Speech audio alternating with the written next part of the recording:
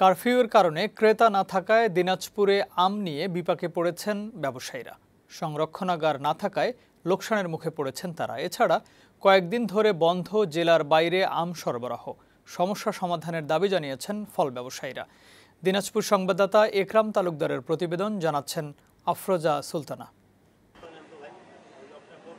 ছাত্র আন্দোলন ঘিরে সারা দেশে সহিংসতা ছড়িয়ে পড়ার পর পরিস্থিতি নিয়ন্ত্রণে কারফিউ জারি করে সরকার। এতে শাকসবজি, ফলমূল সহ কাঁচা পণ্য পরিবহন কারফিউয়ের আওতামুক্ত। তবে বাস ট্রাক চলাচল বন্ধ থাকায় আম নিয়ে বিপাকে পড়েছে দিনাজপুরের ব্যবসায়ীরা।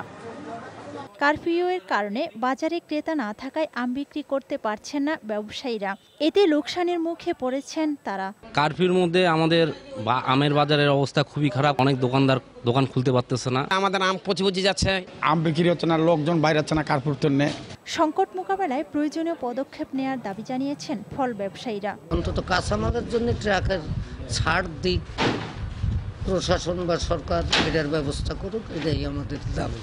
জেলা প্রশাসক জানিয়েছেন পণ্য পরিবহন স্বাভাবিক করার উদ্যোগ নেওয়া হয়েছে। জরুরি পরিষেবা আছে সেগুলো থাকবে।